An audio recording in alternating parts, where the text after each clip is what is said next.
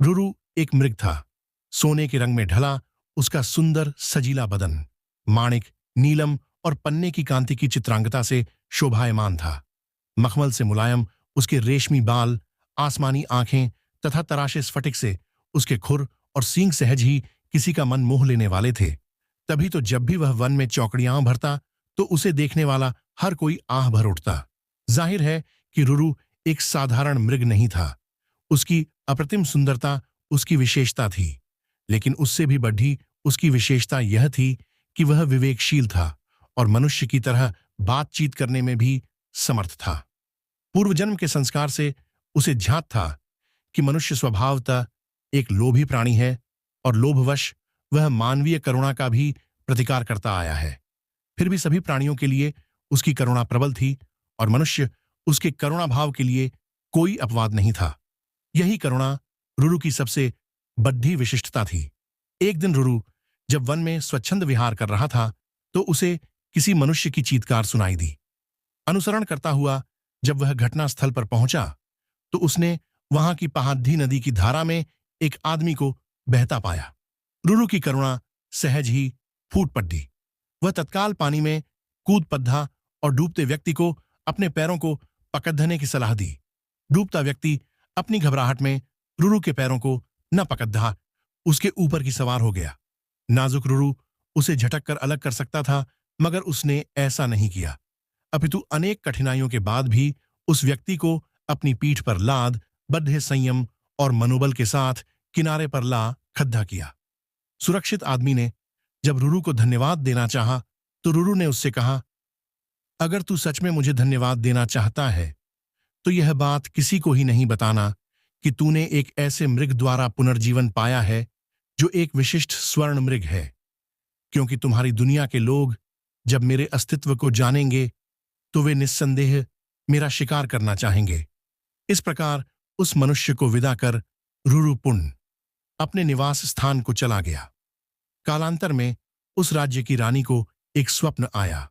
उसने स्वप्न में रुरु साक्षात दर्शन कर लिए। रुरु की सुंदरता पर मुग्ध और हर सुंदर वस्तु को प्राप्त करने की तीव्र अभिलाषा से रुरु को अपने पास रखने की उसकी लालसा प्रबल हुई।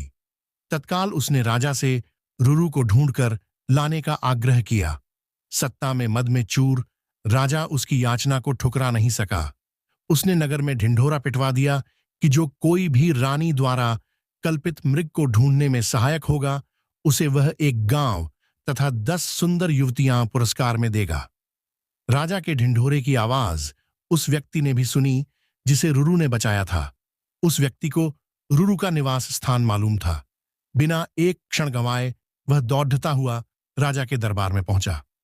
फिर हाँफते हुए उसने रुरु का सारा भेद राजा के सामने उगल डाला।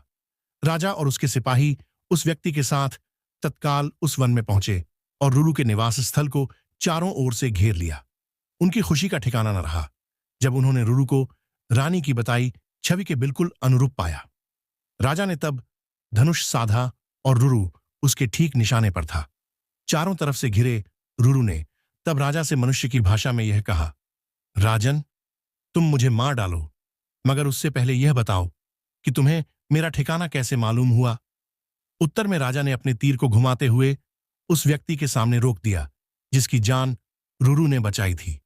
रुरु के मुख से तभी यह वाक्य हठात फूट पड़ा, निकाल लो लकड़ी के कुंधे को, पानी से न निकालना कभी एक अकृतज्ञ इंसान को।